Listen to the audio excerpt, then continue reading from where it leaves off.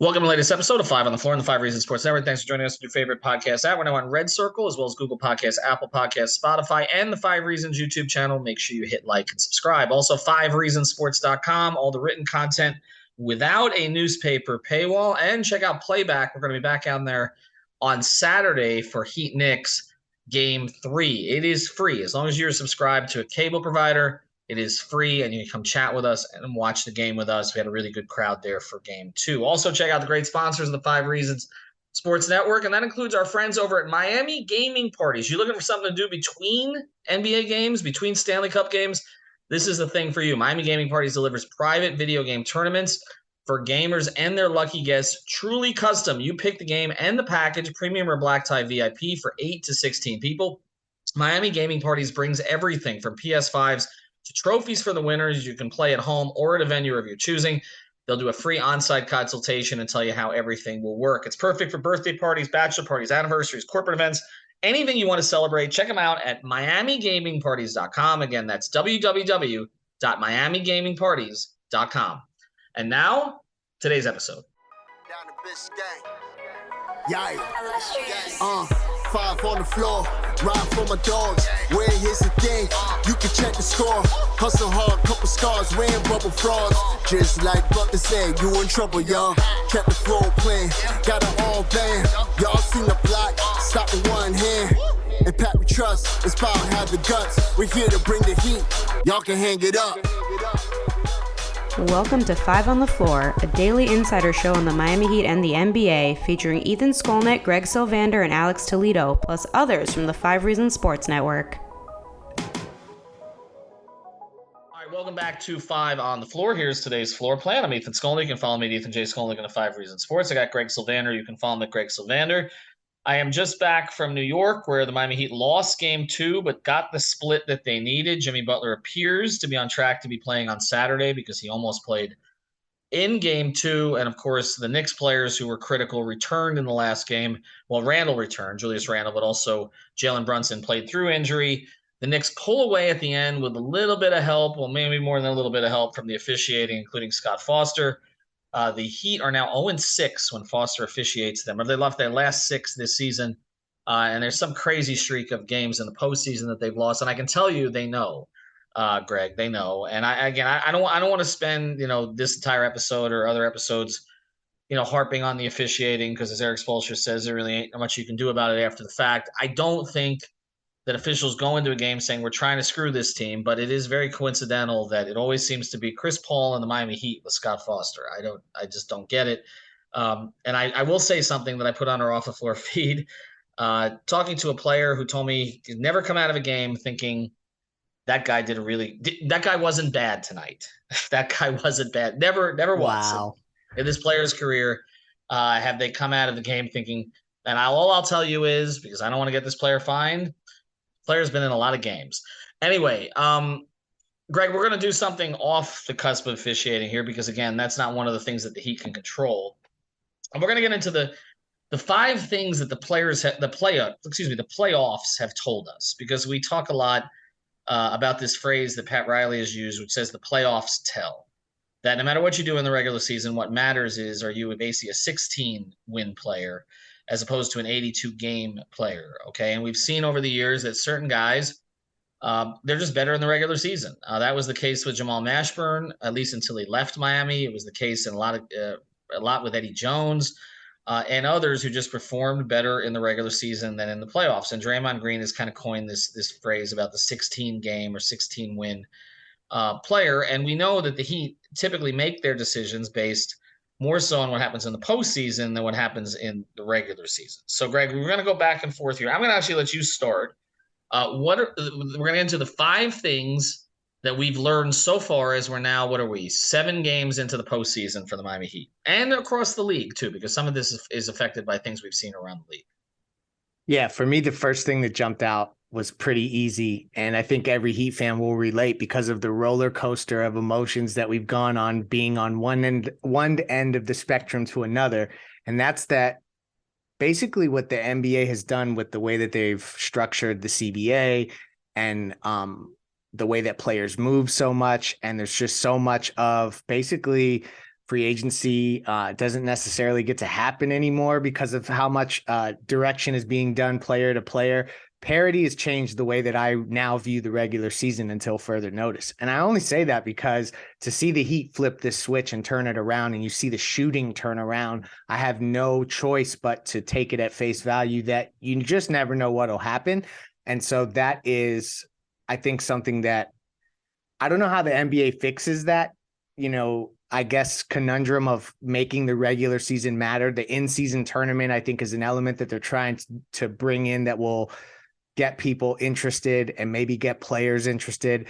But I don't know anything other than shortening the season, how they're going to make it where you don't start to just, get in a weird circumstance, because all year the Heat looked like they were disconnected and ready to go on vacation. And then all of a sudden it flips. So I just think that is something that was just an initial takeaway as we, all of a sudden we're in the second round. It's just bizarre. Yeah, I don't think the NBA wants to change the parity thing. I think they like the parity thing, like the NFL likes the parity thing, which is one of the reasons that we saw, the reason that we see the draft go the way it goes, right? Like where it's not a pure lottery, but it's still a lottery where you're rewarding the bad teams at the expense of the good teams because you're trying to put better players on those bad teams, right? So I don't think that the NBA wants to get to a situation where there's a ton of 60-win teams and a ton of 15 to 20-win teams. They don't want that. There was not a 60-win team this season. The Bucks had the most wins at 58. We saw what happened to them. The Lakers struggled all year. It looked like they weren't even going to make the play-in until they made some trades, and now they are on the cusp of the Western Conference Finals. The Warriors won 11 road games the entire season. The worst ever for a defending champion, one of the worst we've seen overall in terms of a team just, totally like laying an egg every time they leave their arena. And yet they are right there with the Lakers with a chance to go to the next round. We saw what Memphis did as a number 2 seed. It didn't mean anything when Steven Adams got hurt and Dylan Brooks started acting out and Ja couldn't be counted on. So I do think that we are in an age of parity compared to what we had before. I think that the league, ultimately, it's kind of, and again, the Heat will have to adjust to this. I think it kind of works both ways. The NBA likes the parity during the regular season, but I think they would prefer ultimately to have 1 or 2 really, really strong teams that everybody sort of hates, right? Everybody is gunning for, right? Because the ratings were best when Jordan was being targeted, or when LeBron had really strong teams, or the Warriors had really strong teams, or even the big 3, right? Where there's one team that everybody else is gunning for. But I think we are in this phase for a little while. And I think the way that it affects the Heat is that it does sort of color the way you view regular seasons until the NBA fixes it. Because I don't think the in-season tournament's going to fix it, where maybe just cruising through the regular season and resting your guys and not playing a Jimmy Butler more than 60 to 65 games is the way. Because all you really had to do was make the tournament and win 1 road game. That's it. And they did that against the Bucks. And because there's no great team, you don't really fear anybody who might finish with a 1 or 2 seed either. So I think that it may affect it next year a little bit in terms of the way that the Heat operate.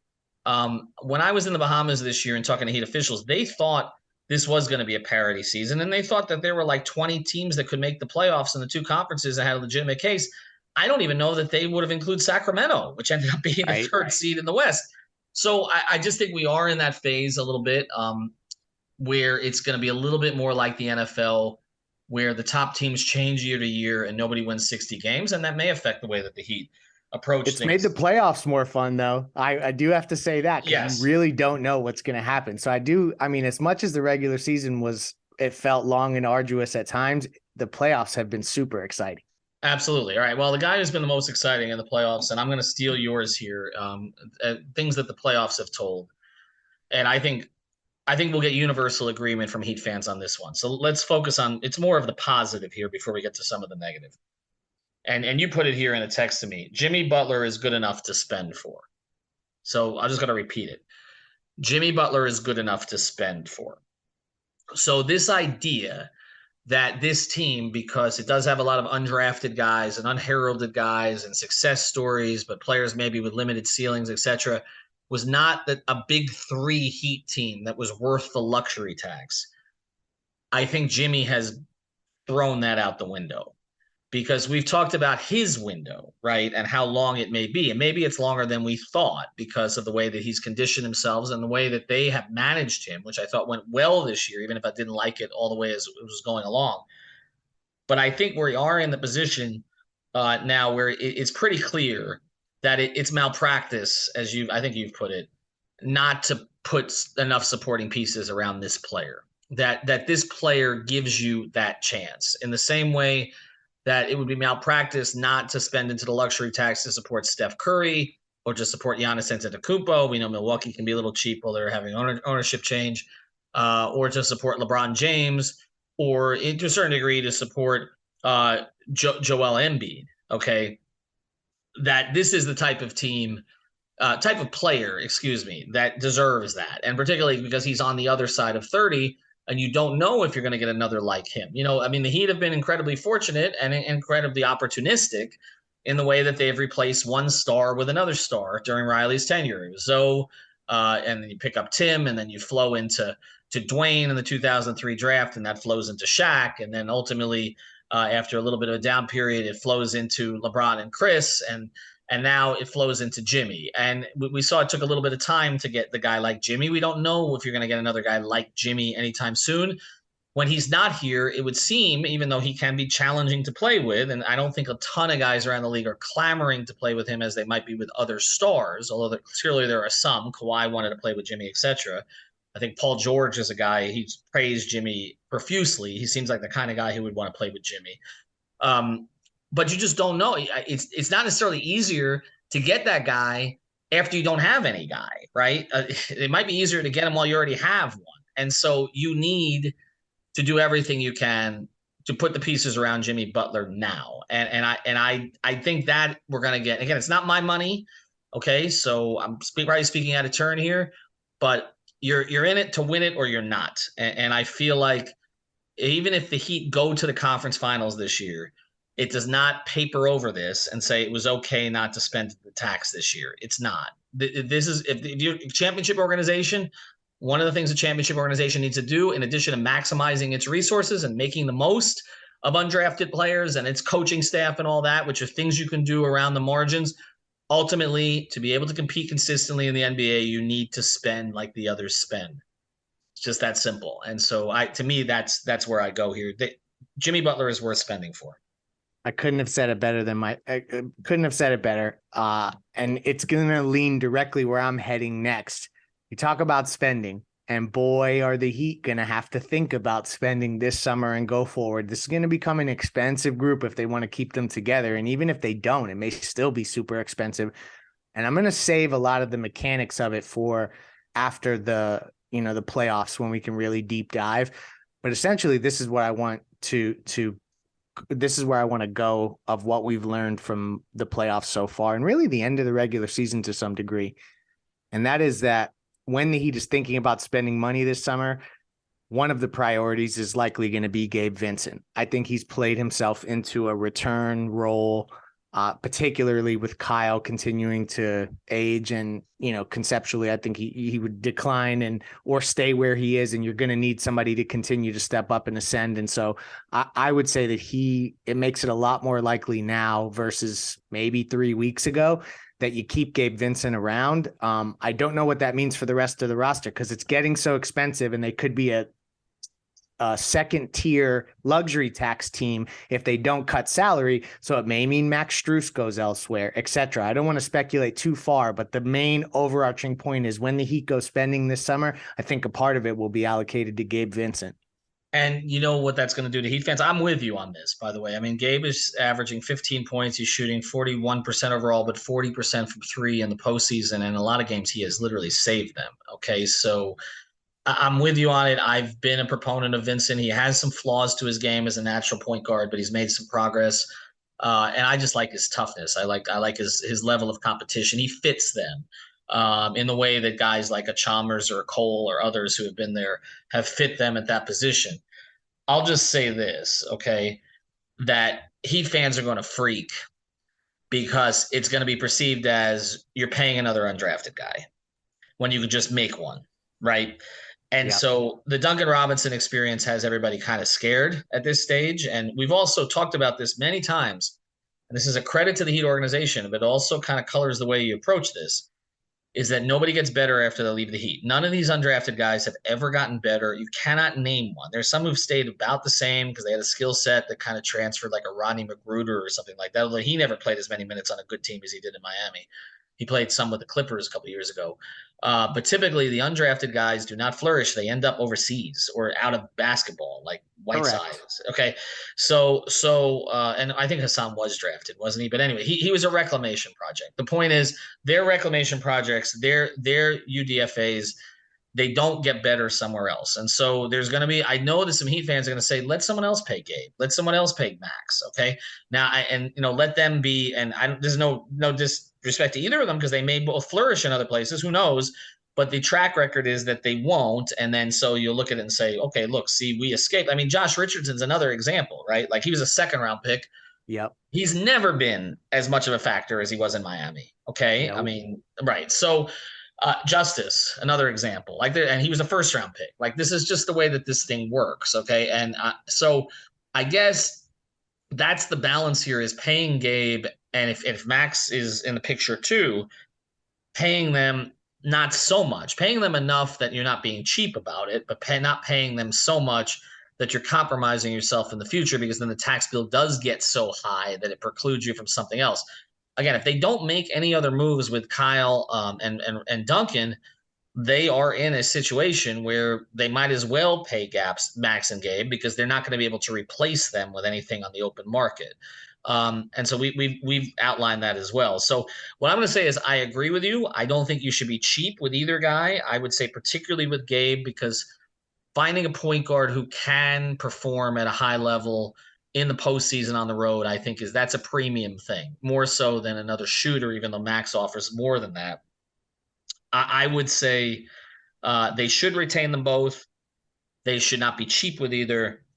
They should also heed the warnings of the past. So it's a little bit of a balance of all of that stuff. All right, we got two more to go, and I'm gonna come up with the next one and let Greg finish.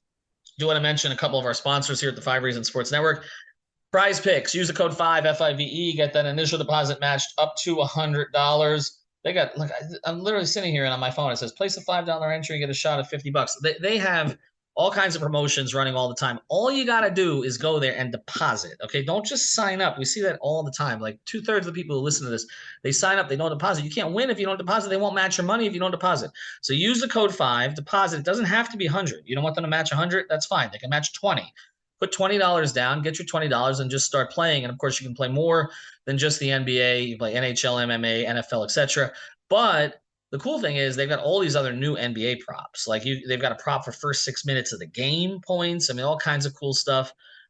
Next time, hopefully, if I play Gabe Vincent in that way, he doesn't hit his 5 seconds after the 6-minute mark. But go to Prize Picks, use the code 5 FIVE, get that initial deposit matched up to $100. And then we also want to mention another sponsor of the 5 Reasons Sports Network, our friends over at You Break Wheel Fix. Go to youbreakwheelfix.com. Based there in North Miami. This is a complete wheel solution for you. They handle all kinds of automotive stuff, but especially they can repair your damaged wheels from bends, cracks, curb rash.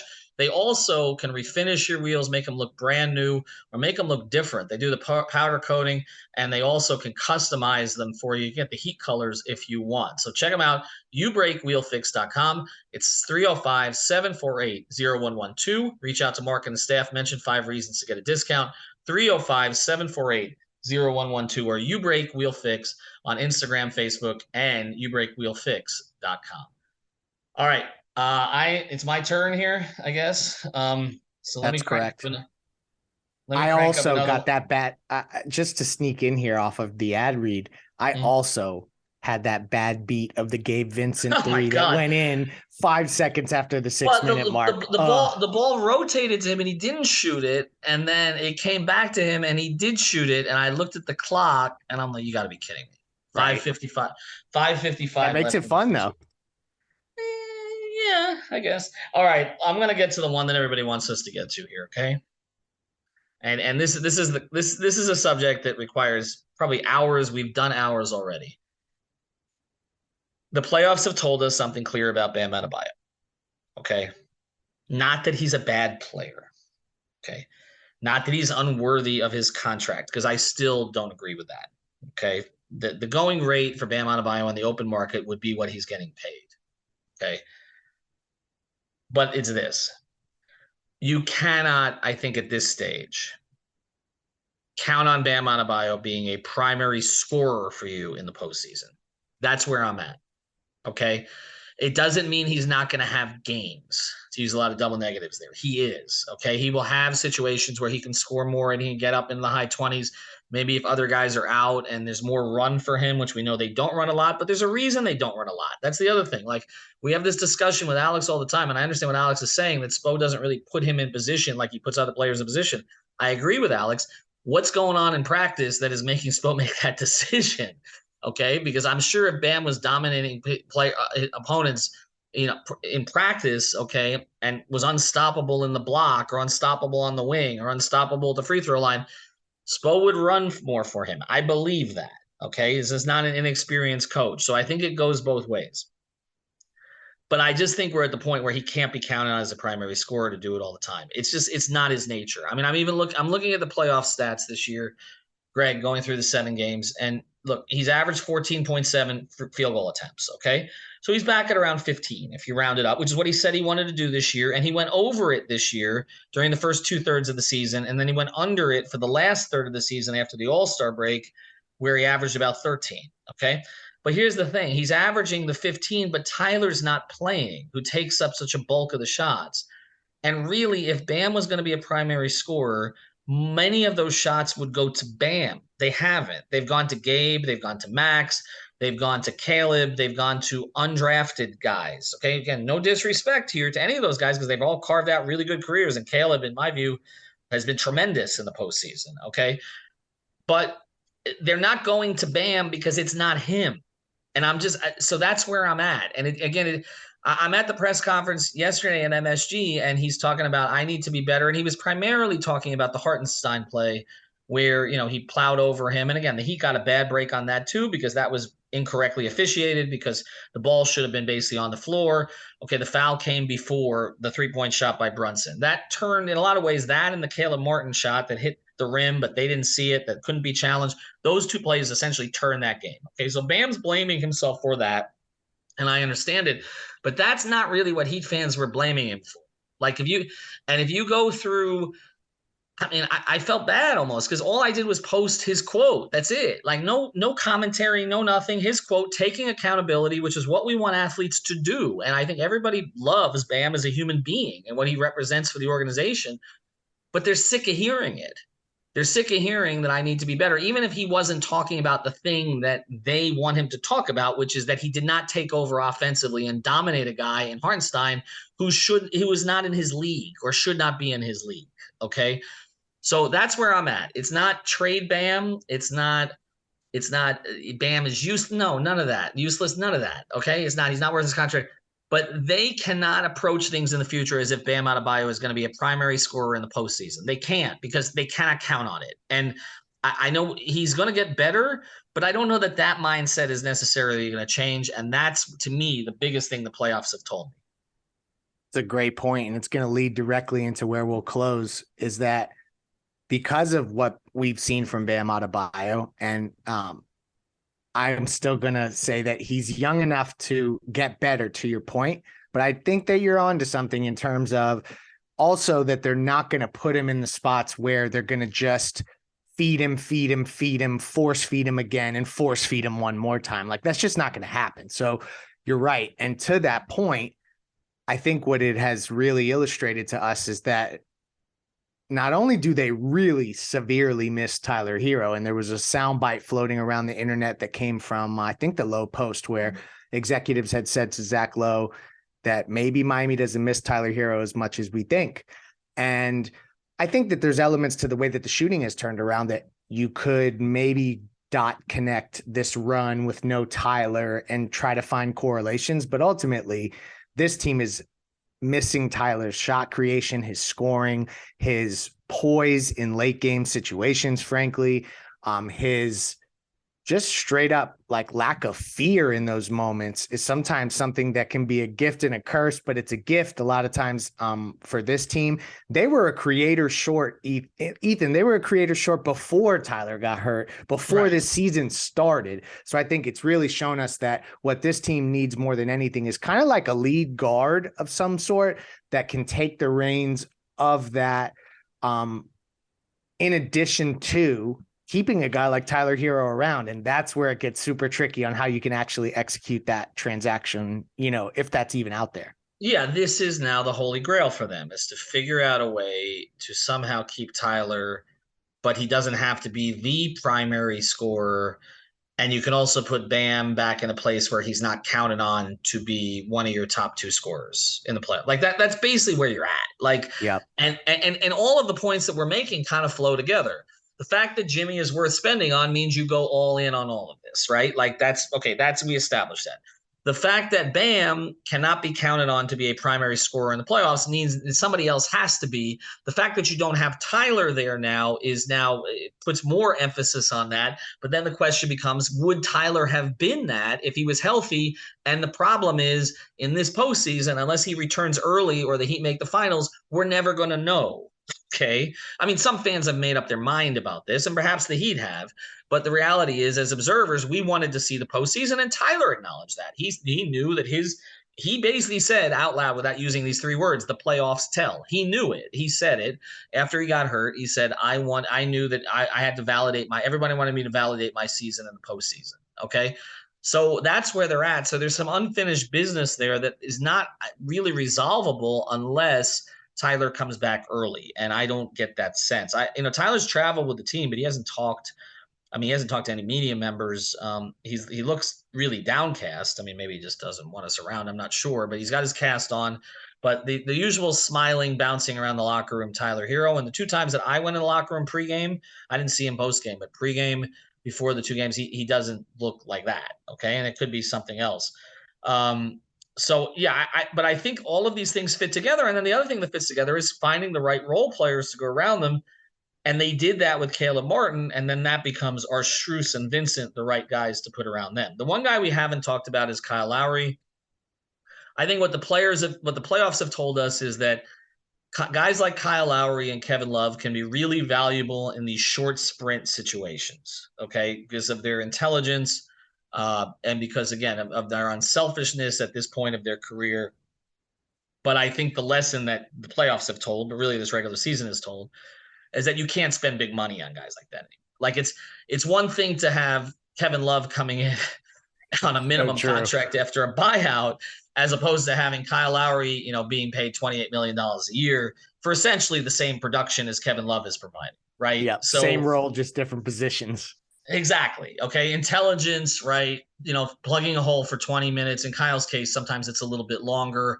Helping your stars be stars, that kind of stuff, and not being afraid of road situations. The a couple of the staffers in the Heat were wearing shirts yesterday. I put this on our off the floor feed that said, lead us, Kevin, take us there. Okay. He's earned respect. Kyle has earned respect, but how much do you want to pay for a guy who's earned respect?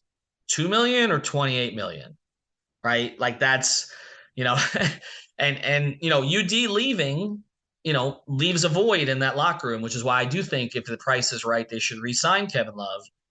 But I also think in the future, that's how they should get guys like that, not 3-year, $85 million contracts. Okay. And I think they know that now as well. All right, Greg, appreciate it. We'll have more episodes coming up leading you more into the next game. We just kind of wanted to see, we didn't want to do a whole bunch of Jimmy stuff today because we just don't know, although I do anticipate he's likely going to play on Saturday. We don't know for sure. So we'll have more coverage of the series itself going forward. Check out our sponsors, MiamiGamingParties.com, YouBreakWheelFix.com, PrizePicks. Use that code FIVE for 5. Thank you for listening to the 5 on the Floor on the 5 Regional Sports Network.